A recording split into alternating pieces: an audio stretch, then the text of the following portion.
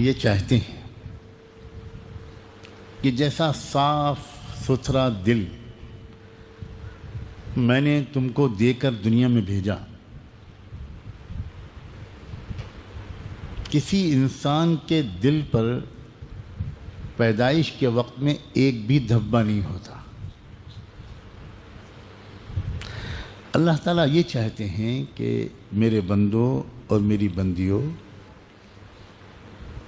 میں یہ چاہتا ہوں تم سے کہ یہ دل نام کا جو نازک حسین آبگینہ میں نے تم کو دیا ہے، اس کو داغ دھبوں سے بچا کر ویسا ہی صاف ستھرا میرے پاس لے کر آ جانا جیسا صاف ستھرا دے کر میں نے تم کو دنیا میں بھیجا ہے، پھر میں تم کو انعام دوں گا۔ دنیا میں بھیجنے کا مقصد ہی یہ ہے کہ میں تم کو ایک دل دے کر بھیج رہا ہوں، اور میں بہت ترکیبیں بھی تم کو سمجھاؤں گا کہ اس دل کو صاف ستھرا رکھنا کیسے۔ گھبراؤ مت، کیونکہ یہ سنتے ہی میں دیکھ رہا ہوں کہ سننے والوں کے اوپر ایک گھبراہٹ آ رہی ہے کہ یہ تو بڑا مشکل کام ہے۔ واقعی اس میں کوئی شک نہیں مشکل کام ہے۔ تو کیا آپ چاہتے ہیں کہ جنتیں بغیر مشکل کام کیے لے لیں؟ ایک ماچس تو ملے گی نہیں بغیر قیمت کے۔ جنت چاہتے ہیں ہم، جنت مہنگی ہے، اس میں کوئی شک نہیں، کوئی شک نہیں۔ الا ان سلعۃ اللہ غالیہ۔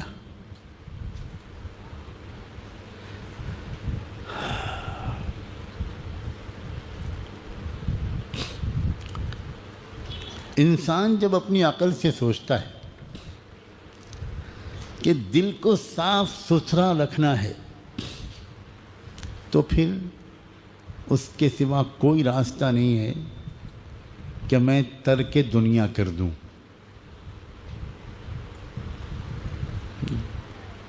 نہ گھر، نہ بیوی، نہ بچے، نہ کاروبار، نہ الجھن، نہ کچھ، کہیں دور پہاڑوں میں جا کر بس جاؤں، چاہے پتے چبانے پڑے، چاہے بھوکا رہنا پڑے، ننگا رہنا پڑے، اس کے بغیر میں اپنے دل کو دھبوں سے بچا نہیں پاؤں۔ جب عام انسان اپنی عام عقل سے اپنے دل کو ہر داغ دھبے سے بچا کر زندگی گزارنے کا کوئی طریقہ سوچتا ہے، تو اس کی سمجھ میں سنیاس اور رہبانیت کے سوا کوئی راستہ نہیں آتا۔ یہ تو دنیا میں لوگ سنیاس لیتے ہیں مختلف قوموں میں،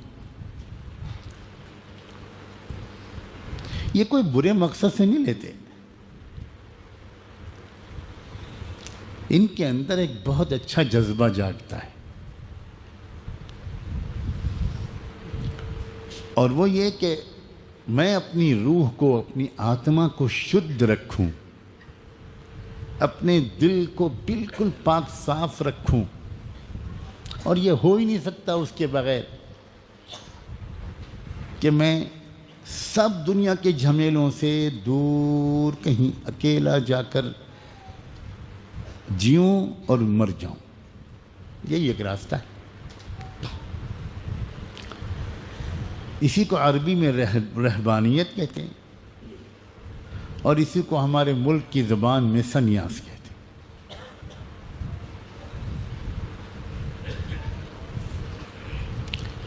اللہ تعالیٰ کہتا ہے کہ یہ تو تم نے خود اپنے لیے راستہ سوچا ہے۔ وَرَهْبَانِيَّةً ابْتَدَعُوهَا مَا كَتَبْنَاهَا عَلَيْهِمْ۔ ہم نے تمہارے دل کے چمکنے کے لیے یہ راستہ تجویز نہیں کیا تھا، تم نے خود سوچا ہے۔ اور یہ واقعی انسان جب اپنی عقل سے سوچتا ہے تو یہی اس کی سمجھ میں آتا ہے۔ یہ بالکل صحیح بات ہے۔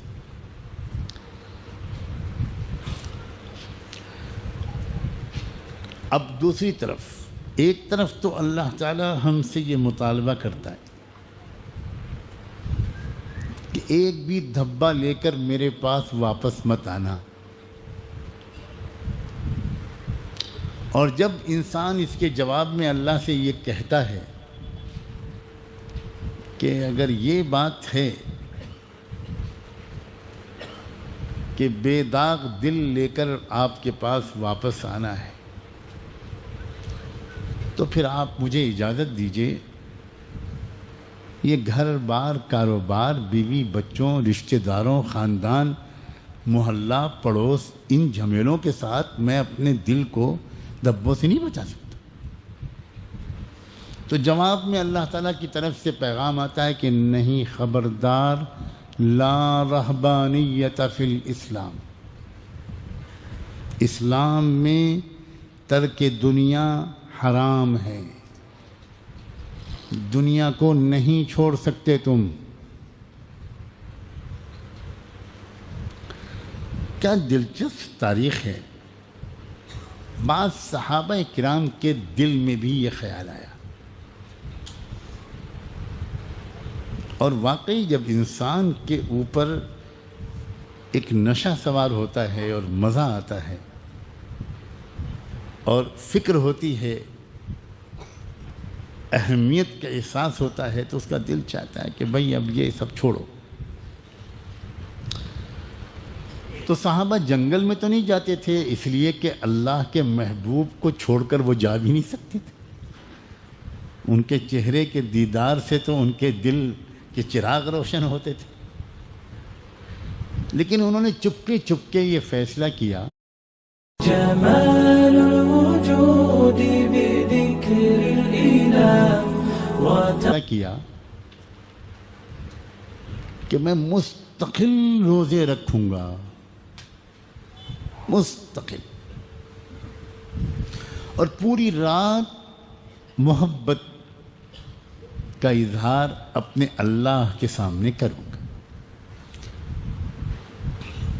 اس طرح میں رہتے ہوئے مدینے میں ترک دنیا کر رہا ہوں، کروں گا۔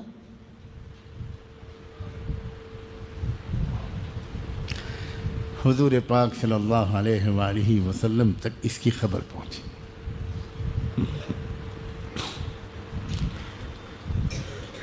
تو آپ نے ان کو سمجھایا کہ دیکھو، تمہارا مقصد بہت پیارا ہے،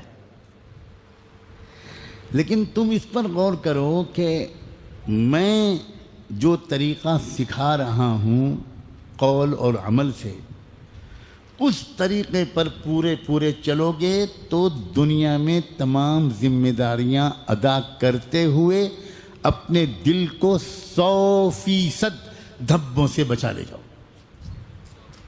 واہ رے محمد الرسول اللہ، کیا احسان ہے، کیا معجزہ ہے آپ کا۔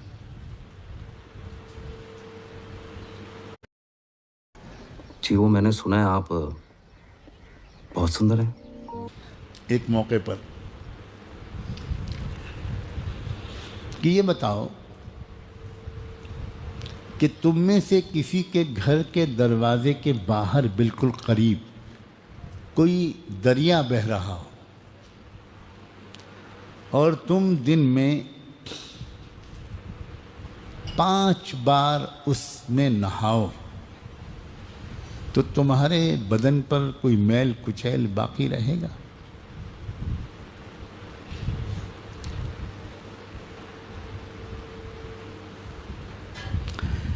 لوگوں نے کہا کہ کیا سوال پیدا ہوتا ہے کہ کوئی میل کچیل، کوئی دھبا بچے اس کے بدن پر؟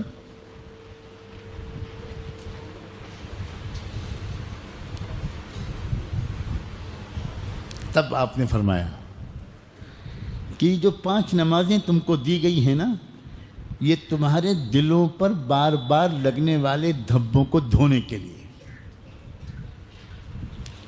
بے شک میں جانتا ہوں کہ تم جب دنیا میں مشغول رہو گے تو کبھی غصہ بھی آئے گا،